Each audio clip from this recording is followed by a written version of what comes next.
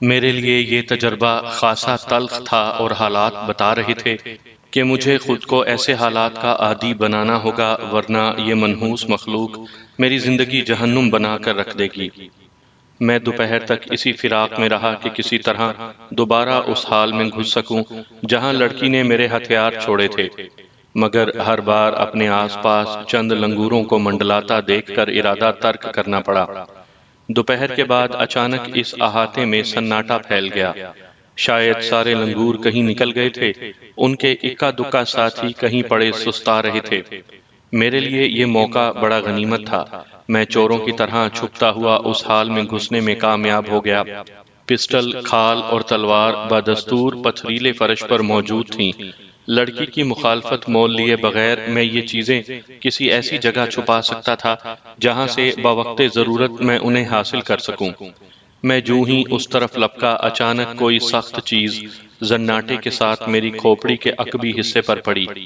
میری آنکھوں کے سامنے تارے سے ناچ گئے۔ میں نے پلٹ کر دیکھا تو 20 فٹ اونچی دیوار پر ایک قد آور لنگور موجود تھا، اور ایک اور پتھر کے گرد اپنی دم کو بل دے کر دوسرے وار کی تیاری کر رہا تھا۔ کوئی خوبرو سی دوشیزہ ان بیہودہ جانوروں کو اس حد تک سدھا سکتی ہے کہ وہ اس کی غیر موجودگی میں اس کے احکام کی تعمیل کرتے رہیں۔ یہ بھی اندازہ ہو چکا تھا کہ اس چار دیواری میں لڑکی کی مرضی کے خلاف میں کچھ بھی نہیں کر سکتا، لہٰذا میں ایک دور افتادہ حصے میں ڈھلتے سورج کی سکون پرور کرنوں کے سامنے جا بیٹھا تاکہ آنے والی رات کے لیے خود کو تیار کر سکوں۔ وہیں بیٹھے بیٹھے میرے ذہن پر غنودگی طاری ہونے لگی اور میں کھردری زمین پر دراز ہو گیا۔ اس وقت وہ پتھر بھی میرے لیے روئی کے نرم نرم گالے ثابت ہوئے اور تھوڑی ہی دیر میں میری آنکھ لگ گئی۔ میرے آرام کا یہ سلسلہ زیادہ دیر جاری نہ رہ سکا۔ سوتے ہوئے میرے داہنے کان میں کوئی کیڑا گھس گیا تھا اور تکلیف سے بے چین ہو کر میری آنکھ کھل گئی۔ ہڑبڑا کر کان پر ہاتھ مارا تو کسی کیڑے کے بجائے ایک لنگور کی دم کا سرا میرے ہاتھ میں آیا۔ غصے سے میرا خون کھول اٹھا۔ ادھر وہ لنگور میری گرفت سے دم چھڑانے کے لیے خوفزدہ چیخیں مارنے لگا، مگر میں نیند میں خلل پڑنے کے باعث میں غصے سے اندھا ہو چکا تھا۔ میں نے دم ہاتھوں میں تھام کر اس لنگور کو فضا میں گردش دی اور احاطہ اس کی چیخوں سے گونج اٹھا، مگر میں نے نتائج کی پرواہ کیے بغیر اس لنگور کو پوری قوت سے دیوار پر دے مارا۔ دھماکے کے ساتھ ہی اس کی آخری دہشت زدہ سی چیخ نکلی اور وہ مردہ لوتھڑے کی طرح زمین پر ڈھیر ہو گیا۔ اس کی چیخیں سن کر ہر طرف سے لنگور امڈنا شروع ہو گئے۔ ان کی چیخیں بے حد غضبناک تھیں۔ اپنے ایک ساتھی کا حشر دیکھ کر وہ میرے قریب آنے کی ہمت تو نہ کر سکے، مگر دور ہی سے دموں کی مدد سے مجھ پر پتھراؤ شروع کر دیا۔ بیک وقت جسم کے کئی حصوں پر اتنی شدید ضربات آئیں کہ میں کسی ایک طرف توجہ نہیں دے سکا۔ ادھر سامنے سے وہ لڑکی بدحواسی کے عالم میں بھاگی آئی تھی۔ مجھے مشتعل لنگوروں کے نرغے میں دیکھ کر اس نے دور ہی سے آواز لگائی اور سارے لنگور اس کی طرف دوڑ پڑے۔ کچھ اس کے کندھے اور سر پر سوار ہو کر شور مچانے لگے۔ وہ لڑکی مجھے نفرت آمیز انداز میں گھورتی ہوئی سیدھی مردہ لنگور کی طرف گئی، لیکن اس میں زندگی کی رمق بھی موجود نہیں تھی۔ اس کو دیکھنے کے بعد وہ تیر کی طرح میری طرف آئی۔ اس کے غصے سی ابلتی ہوئی آنکھوں میں نمی تیر رہی تھی۔ اس نے غراتے ہوئے پوری قوت سے میرے منہ پر ایک تماچا رسید کیا۔ اس کا یہ اقدام میرے لیے حیرت ناک تھا۔ میں کئی قدم پیچھے لڑکھڑا گیا۔ اس وقت مجھے پہلی بار اندازہ ہوا کہ وہ پہاڑی حسینہ کس قدر شہزور ہے۔ غصے کے عالم میں نہ جانے میں کیا کچھ کر گزرتا، لیکن اپنے تحفظ کے پیش نظر عملی اقدام سے گریز کیا۔ میرے جسم پر تازہ ترین پتھراؤ سے پیدا ہونے والے زخموں سے خون کی لکیریں بہہ نکلیں۔ لتاگا دو بالگا، لڑکی نے حکارت اور تیزی سے کہا اور مجھے عقبی پہاڑی کی طرف دھکیلنے لگی۔ پھر وہی ہوا جس کا مجھے اندیشہ تھا۔ اس نے مجھے اندھے کنویں میں اترنے کا اشارہ کیا اور محفوظ فاصلے سے میرے پیچھے آنے لگی۔ اس کے سارے لنگور باہر ہی تھے۔ دیکھ لوں گا میں تجھے، میں سیڑھیاں اترتے ہوئے بڑبڑایا۔ اس وقت میری کمر پر پیچھے سے ایک بھرپور لات پڑی۔ میں تیزی سے سیڑھیوں سے پھسل کر سیدھا گہرائی کی طرف ہو لیا، لیکن میرا یہ سفر ایک لمحے سے بھی کم طویل تھا۔ اس کے فوراً بعد ہی میرا بدن سخت زمین سے جا ٹکرایا۔ میرے سامنے ہی کنویں کی دیوار میں ایک کٹاؤ دار کوٹڑی تھی جس کے اندر ایک مشال بڑی تیزی سے بھڑک رہی تھی۔ فضا میں سخت بدبو رچی ہوئی تھی اور مشال کی روشنی میں اس کوٹڑی کے فرش پر ایک استخوانی پنجر اور 3 خشک کھوپڑیاں پڑی ہوئی تھیں جو کہ سب کی سب انسانی نظر آتی تھیں۔ اس وقت خوبرو خونخوار لڑکی بھی سیڑھیاں طے کر کے نیچے آ پہنچی۔ یہ خشک پنجر میرے باپ کا ہے، اس کی آواز میں قہر کے کوندے سے لپک رہے تھے۔ مجھے یوں محسوس ہوا جیسے کسی نے میرے سر پر ہتھوڑا دے مارا ہو۔ میرے وہم و گمان میں بھی نہ تھا کہ وہ اتنی صاف اور رواں اردو بولتی ہوگی، اور اب تک وہ خود کو اردو سے نابلد ہی ظاہر کرتی رہی تھی۔ اس وقت خوشی، حیرت، مسرت اور دہشت کے ملے جلے تاثرات نے میرے ذہن کو مفلوج کر کے رکھ دیا۔ بیک وقت بے شمار سوالات نے ذہن پر یلغار کر دی۔ تہذیب کے مراکز سے سینکڑوں میل دور اسے یہ مہذب زبان کس نے سکھائی؟ وہ کون تھی اور ان سنگلاخ ویرانوں میں کیا کر رہی تھی؟ وہ اپنے مردہ باپ سے اس قدر نالاں کیوں تھی؟ ابھی تک میرے سامنے میری زبان کی ناواقفیت کی اداکاری کیوں کر رہی تھی؟ اگر وہ مہذب دنیا میں رہ چکی تو انسانوں سے نفرت اور حیوانوں سے محبت کا کیا راز ہے؟ سوالات بے شمار تھے۔ اس کے منہ سے اپنی زبان سن کر بے اختیار جی چاہا کہ اسے اپنے بازوؤں میں جکڑ لوں۔ تم میری زبان جانتی ہو؟ میں اس سوال کو اپنی زبان پر آنے سے نہ روک سکا اور حیرت کے ساتھ اس سے پوچھ ہی لیا۔ ہاں، اور یہ سن لے کہ روئے زمین پر مجھے شکست دینے والا کبھی پیدا نہ ہوگا۔ میں ان پہاڑوں کی پیداوار ہوں اور میرے سینے میں صرف پتھر ہی دھڑکتا ہے۔ یہ تیری پہلی اور آخری غلطی تھی جو کہ میں معاف کرتی ہوں۔ اگر اب تو نے میرے کسی پالتو کے ساتھ سختی کی تو ان خشک اور بے جان ڈھانچوں میں ایک کا اضافہ یقینی ہے، مگر وہ مجھے تنگ کرتے ہیں۔ یہ سب معصوم ہیں۔ وہ اس وقت جذبات کی روانی میں ڈوبی ہوئی تھی۔ انسانوں کو خوب سمجھتے ہیں، آخر مجھے کیوں نہیں ستاتے؟ تیرے ہی دشمن کیوں ہیں؟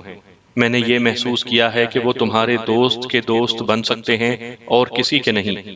یہ معلوم ہونے کے بعد کہ وہ میری زبان اور میرا مفہوم سمجھ سکتی ہے، مجھ میں بحث کرنے کا حوصلہ پیدا ہو گیا تھا۔ میں باہر قیمت اس کی ہمدردیاں جیتنے کا فیصلہ کر چکا تھا۔ اس لنگور کو قتل کرنے تک تو میرا دشمن نہ تھا، وہ طنزیہ لہجے میں بولی۔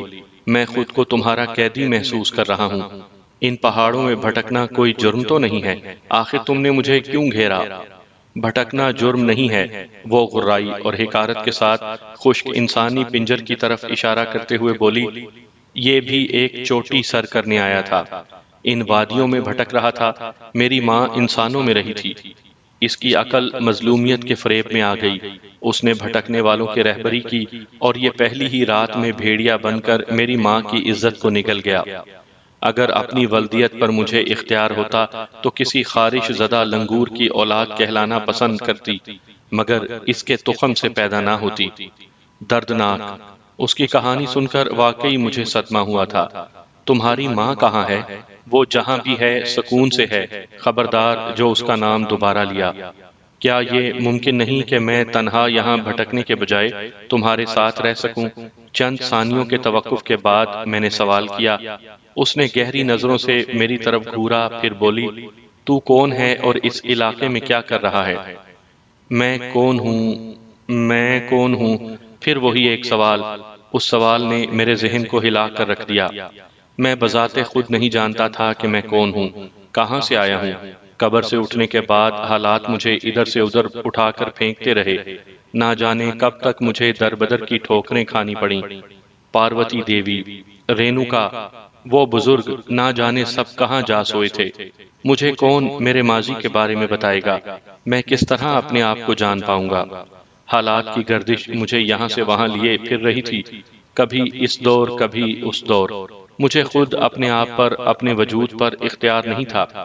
میری اپنی کوئی مرضی نہیں تھی۔ میں صرف ان نادیدہ قوتوں کے آگے ایک کھلونا بنا ہوا تھا۔ میری سمجھ میں نہیں آ رہا تھا کہ میں اپنے ماضی کو جاننے کے لیے کون سی راہ اختیار کروں۔ کیا بات ہے، تو نے میری بات کا جواب نہیں دیا؟ اس نے معصومانہ حیرت سے پوچھا۔ میرے خیالات کا تسلسل ٹوٹ گیا اور میں چونک کر اپنی دنیا میں واپس آ گیا۔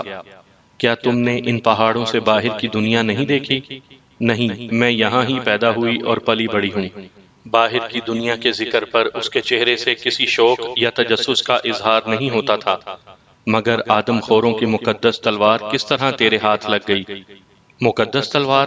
میں حیرت سے اچھل پڑا۔ ہاں، ان کا عقیدہ ہے کہ جو کوئی اس تلوار پر قابض ہو جائے وہ روئے زمین کا طاقتور ترین شخص ہوتا ہے، وہ چوہوں کی طرح اس کی برتری تسلیم کر لیتے ہیں۔ میں ایک طویل سانس لے کر رہ گیا۔ ان کی شکست کو میں ابھی تک اپنی پسٹل کا کارنامہ سمجھ رہا تھا۔ لڑکی کی زبانی معلوم ہوا کہ وہ میرا نہیں، اس بھونڈی تلوار کا کارنامہ ہے جو میں نے محض ایک ہتھیار کے طور پر ان کی بستی کے سب سے بڑے مکان سے ہتھیا لی تھی۔ کیا یہ ممکن نہیں کہ ہم یہاں سے کسی بہتر جگہ چلیں؟ میں تمہیں لفظ بہ لفظ اپنی کہانی سنا دوں گا۔ میں نے پنجر اور کھوپڑیوں والی کوٹھڑی کی طرف دیکھتے ہوئے کہا۔ اس نے مجھے بڑھنے کا اشارہ کیا اور میں چکردار سیڑھیاں طے کرتا اوپر جانے لگا۔ وہ اس احاطے میں بنے ہوئے پہاڑی پتھروں کی دیواروں والے ایک کمرے میں رہتی تھی۔ اس کی چھت گھاس پھوس وغیرہ سے ڈالی گئی تھی۔ کمرے میں مٹی کے بنے ہوئے برتن کرینے سے ایک طرف رکھے ہوئے تھے۔ ایک گوشے میں کئی گرم کھالیں پڑی ہوئی تھیں جو کہ شاید سردیوں میں استعمال کی جاتی ہوں گی۔ قریب ہی جنگلی پھلوں کا ایک انبار لگا ہوا تھا جن کی خوشبو سے کمرہ مہک رہا تھا۔ برسوں سے یہ میرا گھر ہے، لڑکی وہاں پہنچنے کے بعد بولی۔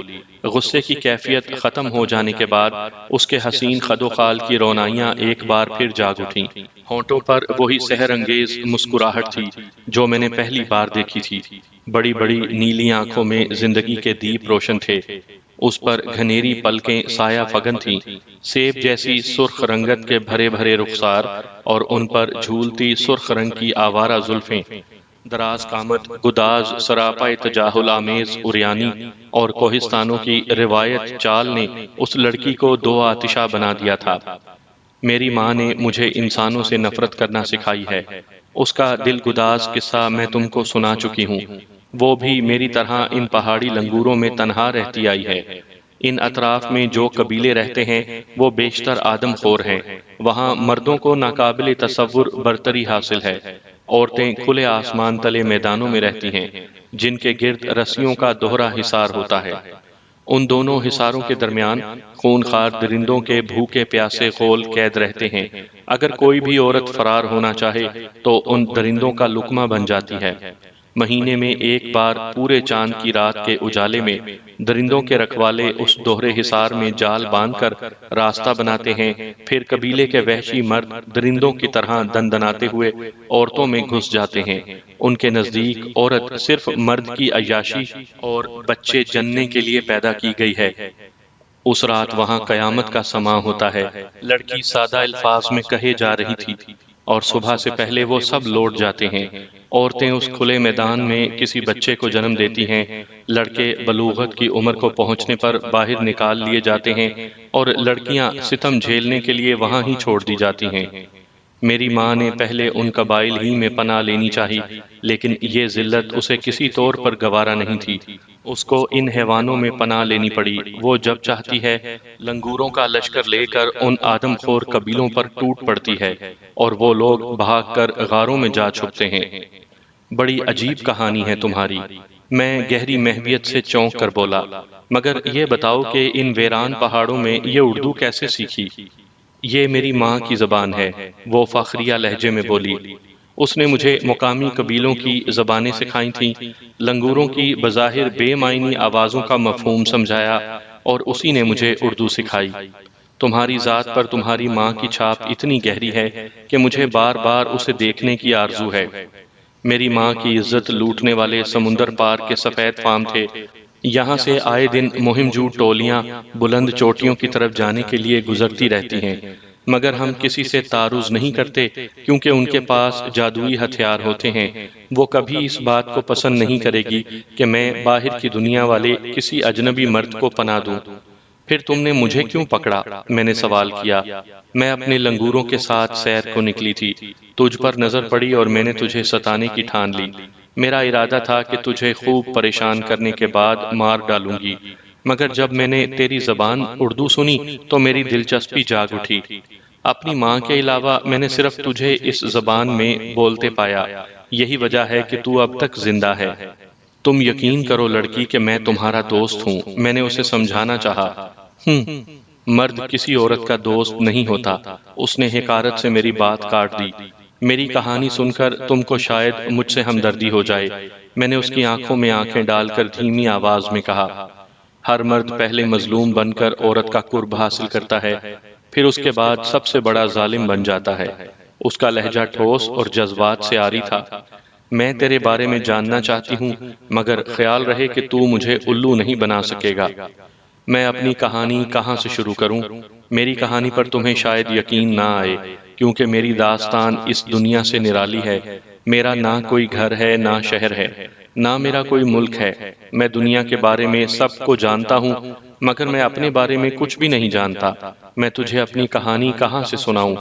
اس کے چہرے پر سجی مسکراہٹ اور گہری ہو گئی، لیکن اس سے قبل کہ میں اپنی داستان اسے سناتا، میرے منہ پر ایک زناٹے دار تھپڑ پڑا۔ میں جہاں کھڑا تھا وہاں سے کئی قدم دور جا گرا۔ گرتے ہی میں تیزی سے کھڑا ہو گیا۔ ابھی میں صحیح طریقے سے کھڑا بھی نہیں ہو پایا تھا کہ دوسرا زناٹے دار تھپڑ میرے بائیں گال پر پڑا، لیکن مارنے والا مجھے اب تک نظر نہیں آیا تھا۔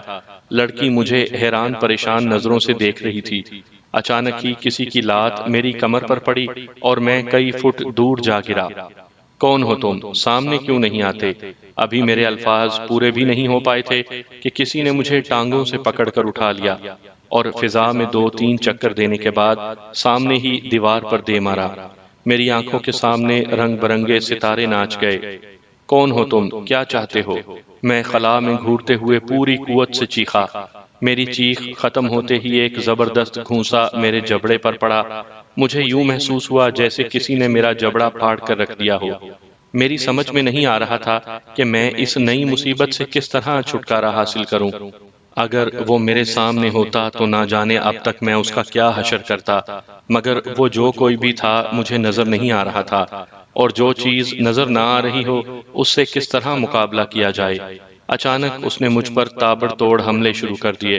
اب وہ مجھے ایک لمحے کی بھی مہلت نہیں دے رہا تھا۔ مجھے اپنے بچاؤ کی کوئی صورت نظر نہیں آ رہی تھی۔ اسی طرح مار کھاتے کھاتے نہ جانے کب میرا وجود تاریک وادیوں میں ڈوبتا چلا گیا۔ آخری احساس جو میرے ذہن میں تھا وہ کسی کے کہے کی آواز تھی۔ اس کے بعد میرا ذہن مکمل اندھیروں میں ڈوب گیا۔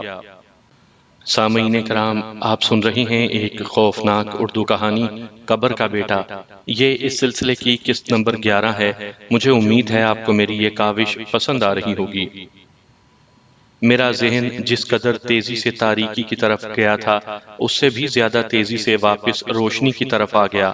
میں آنکھیں پھاڑ پھاڑ کر اس نادیدہ ہستی کو دیکھنے کی ناکام کوشش کر رہا تھا۔ میرے پورے جسم میں درد سے ٹیسیں سی اٹھ رہی تھیں۔ میں نے آہستہ آہستہ کھڑے ہونے کی کوشش کی، مگر قبل اس کے کہ میں اپنی کوشش میں کامیاب ہوتا، اس نادیدہ ہستی کا ہاتھ پوری قوت سے میرے جبڑے پر پڑا۔ مجھے یوں لگا جیسے میرے جبڑے پر کسی نے تیزاب ڈال کر اسے گلا دیا ہو۔ وہ لڑکی بھی مجھے آنکھیں پھاڑ پھاڑ کر یوں دیکھ رہی تھی جیسے میں کوئی پاگل ہوں۔ کون ہو تم اور کیا چاہتے ہو؟ میں نے اپنے جبڑے کو سہلاتے ہوئے پوچھا۔ میرے سوال کا جواب دینے کے بجائے اس نے مجھے بالوں سے پکڑ کر میرے پیچھے بنی چٹان پر دے مارا۔ ایک بار پھر میں تکلیف سے کرا اٹھا۔ میری سمجھ میں نہیں آ رہا تھا کہ میں اس مصیبت سے کس طرح سے نجات حاصل کروں۔ یہ نادیدہ ہستی کون ہے اور مجھ سے کیا چاہتی ہے؟ اب تک نہ اس نے کوئی بات کی تھی اور نہ ہی میرے کسی سوال کا جواب دیا۔ میرے ہر سوال کے جواب پر اس نے میرے جسم پر صرف نقش و نگار ہی بنائے تھے۔ میری حالت لمحہ با لمحہ بگڑتی جا رہی تھی۔ مجھے اپنے پیروں پر کھڑا ہونا بھاری پڑ رہا تھا۔ میرا جسم کئی جگہ سے زخمی اور لہو لہان ہو چکا تھا۔ میں بے بسی سے اس پتھریلی زمین پر لیٹ گیا۔ میں اب اس سے کوئی سوال کر کے اپنے آپ کو مزید تکلیف میں ڈالنا نہیں چاہتا تھا۔ میں نے بے بسی سے آنکھیں بند کر کے پاروتی کو یاد کیا، رینوکا دیوی کو یاد کیا، مگر ہر طرف خاموشی ہی خاموشی تھی۔ میں ایسی جگہ آ کر قید ہو گیا تھا جہاں سے نکلنے کا کوئی راستہ نہیں تھا۔ یہ لڑکی بھی میری کوئی مدد نہیں کر سکتی تھی۔ یہ صرف محو حیرت بنی تماشا دیکھ رہی تھی۔ میری سمجھ میں نہیں آ رہا تھا کہ میں کب تک ان حالات کا شکار رہوں گا، کب تک حالات کی گردش مجھے ادھر سے ادھر پھینکتی رہے گی۔ میری اپنی اس زندگی کا کوئی مقصد بھی ہے یا نہیں؟ میری اس زندگی میں میری اپنی مرضی کا کوئی عمل دخل بھی ہے یا نہیں؟ کب تک یہ وقت اور حالات مجھے اپنے ہاتھوں کھلونا بنائے رکھیں گے؟ کاش کہ میں جان سکتا کہ میں کون ہوں، کہاں سے آیا ہوں، میرے ماں باپ کون ہیں، میرا وطن کون سا ہے۔ یہ میری کیسی بے بسی ہے کہ میں ہر چیز کے بارے میں جانتا ہوں مگر بذات خود اپنے بارے میں کچھ نہیں جانتا۔ اگر میں جانتا ہوں تو صرف اتنا کہ میرا نام شہر یار احمد ہے اور میں رات کی تاریکی میں صدیوں پرانے قبرستان کی ایک قبر میں پیدا ہوا تھا۔ اس کے علاوہ میں اپنے بارے میں کوئی بات نہیں جانتا تھا۔ میری سمجھ میں نہیں آ رہا تھا کہ مجھے اپنے ماضی کے بارے میں جاننے کے لیے کیا کرنا ہوگا، کس سے معلوم کروں، کون مجھے میرے ماضی کے بارے میں بتائے گا۔ میری بے بسی کی وجہ سے میری آنکھوں سے آنسو رواں ہو گئے۔ قبر کی کوکھ سے جنم لینے والا با ہمت نوجوان شہریار احمد، جو کہ بڑے بڑے سورماؤں سے ٹکرا گیا، جس نے ہر برائی کا ڈٹ کر مقابلہ کیا، اس وقت کیسی بے بسی کے عالم میں پڑا آنسو بہا رہا ہے۔ جس نے ہر چلتے شخص کی مدد کی، آج کیسا بے یارو مددگار اس پتھریلی زمین پر پڑا ہے۔ ہے کوئی اس وقت میری مدد کرنے والا؟ نہیں ہے۔ پاروتی دیوی جو کہتی تھی میری شکتی اپرمپار ہے، کہاں ہے وہ اور اس کی شکتی؟ وہ تو مجھے اس دنیا کا سب سے زیادہ بلوان منوش بنانا چاہتی تھی۔ اب مجھے مدد کی ضرورت تھی تو وہ کہاں تھی؟ رینوکا دیوی جس نے مجھے سہانے خواب دکھائے مگر جب بھی مجھ پر برا وقت آیا دونوں غائب ہو گئیں۔ کیوں؟ آخر کیوں؟ کہیں ایسا تو نہیں کہ رینوکا اور پاروتی ایک ہی تصویر کے دو رخ ہوں اور مجھے ان حالات تک پہنچانے میں بھی ان کا ہاتھ ہو؟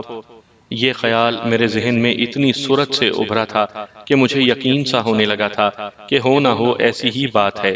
کہیں ایسا تو نہیں کہ مجھے صرف الجھایا جا رہا ہو اور مجھے میرے ماضی سے دور رکھنے کی کوشش کی جا رہی ہو۔ لیکن مجھے میرے ماضی سے دور رکھ کر ان لوگوں کو کیا فائدہ حاصل ہوگا؟ کوئی نہ کوئی معاملہ ضرور تھا، کوئی نہ کوئی ایسی بات ضرور تھی، اور اب مجھے یقین سا ہو گیا تھا کہ مجھے الجھایا جا رہا ہے، اور ہو نہ ہو پاروتی اور رینوکا ایک ہی ہستی کے دو نام ہیں، اور وہ مجھے دونوں روپ میں مکمل طور پر بھٹکانے کی کوشش کر رہی ہے۔ مجھے میرے ماضی سے دور رکھ کر ان کو کیا فائدہ ہو سکتا ہے؟ یہ مجھے میرے ماضی سے دور رکھنے کی کوشش کیوں کر رہی ہیں؟ یہ بات میرے ذہن میں اٹک کر رہ گئی تھی، یہاں پہنچ کر میرے ذہن کو گرہ سی لگ جاتی تھی، اس سے آگے میری سوچ جانے سے انکار کر دیتی تھی۔ اچانک ہی اپنے بالوں میں کسی کی انگلیوں کا لمس محسوس کرتے ہی میں نے آنکھیں کھول دیں۔ وہ لڑکی میرے اوپر جھکی ہوئی تھی۔ یہ تجھے اچانک کیا ہو گیا تھا؟ اس نے میرے چہرے سے دھول صاف کرتے ہوئے پوچھا۔ میں خود نہیں جانتا کہ مجھے کیا ہو گیا تھا، میں نے آہستہ آہستہ اٹھ کر بیٹھتے ہوئے کہا۔ چل پہلے تیرے یہ زخم وغیرہ صاف کرتی ہوں، اس کے بعد باقی باتیں کریں گے۔ اس نے مجھے سہارا دے کر اٹھاتے ہوئے کہا۔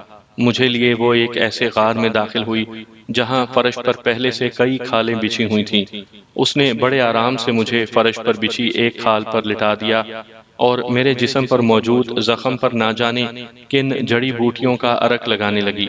ان جڑی بوٹیوں کے رس سے مجھے کافی سکون مل رہا تھا۔ تیرا نام کیا ہے؟ اچانک اس کمرے کے اندر لڑکی کی آواز گونجی۔ شہریار احمد، میں نے اس کی طرف کروٹ لے کر کہا۔ اور تمہارا نام کیا ہے؟ میری ماں مجھے لاجونتی کہتی ہے، وہ بولی، پھر اچانک کسی خیال کے زیر اثر بولی، کیا تجھے مجھ سے بہت زیادہ ڈر لگتا ہے؟ جب سے تم نے میری زبان میں بات کرنا شروع کی میرا ڈر کچھ کم ہو گیا ہے۔ اس کے بعد وہ میرے قریب ہی زمین پر دراز ہو گئی۔ ایک بات تو بتا شہریار، اس نے پرشوق لہجے میں پوچھا۔ باہر کی دنیا سے آنے والا تو پہلا مرد ہے جس سے میں نے دو بدو بات کی ہے، مگر یہاں سے گزرنے والے بہت سے قافلوں کا دور تک تعاقب کیا۔ آخر تمہارے جسموں میں کیا عیب ہے جنہیں تم لوگ بڑی احتیاط سے چھپاتے ہو؟ چہرے کے علاوہ میں نے کسی کے بدن کا کوئی حصہ کھلا ہوا نہیں دیکھا، اور تیرا لباس بھی عجیب سا ہے۔ ہم اریانی کو معیوب سمجھتے ہیں لاجونتی، میں نے اپنے خشک لبوں پر زبان پھیرتے ہوئے کہا۔ ہماری اقدار تم سے بہت مختلف ہیں۔ میری ماں بتاتی ہے وہ شہروں میں رہی ہے، وہ لوگ درندے ہوتے ہیں، خود خونی درندے، مگر تجھ میں تو ایسی کوئی خرابی نظر نہیں آتی ہے۔ میں ماں سے پوچھوں گی کہ ایسا کیوں ہے۔ میں دھیمے سے لہجے میں ہنس دیا۔ میری آنکھوں میں شرارے کوندنے لگے۔ سادہ اور معصوم سی باتیں کرتے کرتے وہ میرے قریب ہی سو گئی۔ میں کافی دیر تک جمناسٹک کرتا رہا۔ میری اب تک سمجھ میں نہیں آیا تھا کہ وہ نادیدہ ہستی کون سی تھی جس نے مجھے اس حال تک پہنچایا تھا، اور پھر اچانک کہاں غائب ہو گئی، اور وہ مجھ سے کیا چاہتی تھی۔ ان سوالات کے جوابات بھی وہی نادیدہ ہستی ہی دے سکتی تھی۔ کافی دیر تک ذہنی جمناسٹک کرتے کرتے جانے کب نیند کی دیوی نے مجھے اپنی آغوش میں لے لیا، اور میں دنیا و مافیا سے بے خبر ہو گیا۔ نہ جانے کتنی دیر تک میں سوتا رہا۔ تیز چیخیں رات کے آخری حصے میں میری بیداری کا سبب بنی۔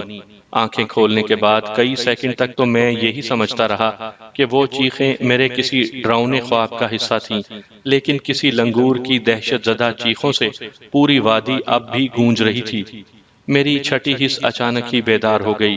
لنگور کی چیخیں کسی بڑے خطرے کا پیش خیمہ تھیں۔ میں نے پھرتی سے اپنا بدن سمیٹ کر لاجونتی کو آواز دی، لیکن مجھے کوئی جواب نہیں ملا۔ پھر میں نے غار کی خاموشی میں اندازے سے پورا فرش ٹٹول لیا، مگر لاجونتی وہاں بھی نہیں تھی۔ وہاں موجود نہ پا کر میرے ہاتھ پیر پھول گئے اور میں افراتفری کے عالم میں غار سے نکل آیا۔ پھر چاند کی مدھم روشنی میں مجھے قریب کی ایک چٹان پر ایک انسانی ہیولا کھڑا نظر آیا۔ اس کے قریب ہی ایک قداور لنگور اچھل اچھل کر چیخ رہا تھا۔ لاجونتی، میں نے اس سائے کو آواز دی۔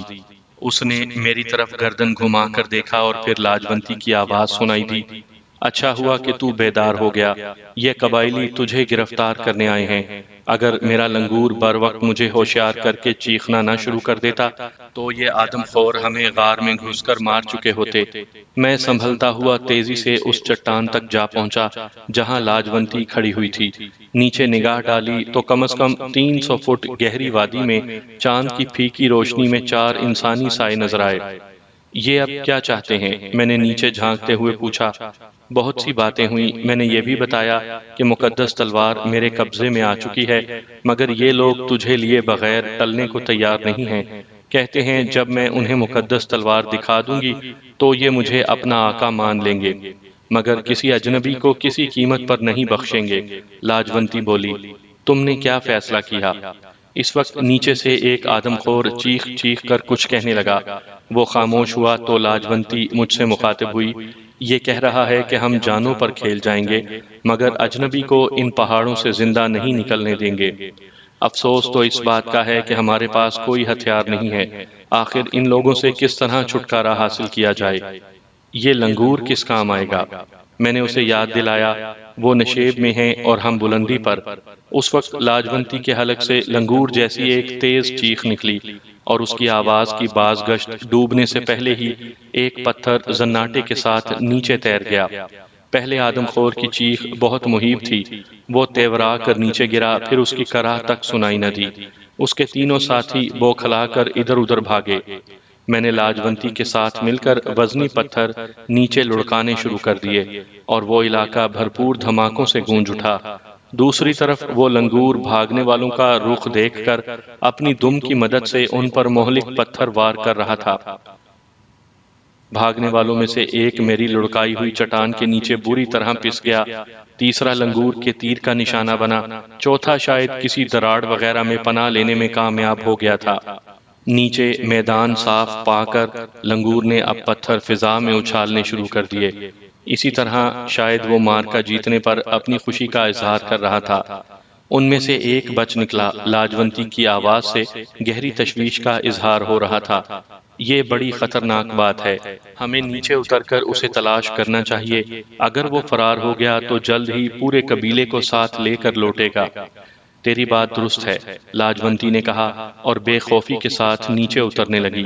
نیچے پہنچ کر ہمارے اندازے کی تصدیق ہو گئی۔ 2 قبائلیوں کے سروں میں ہمارے لنگور کے پھینکے ہوئے پتھر اس طرح لگے تھے کہ ان کے بھیجے نکل پڑے تھے۔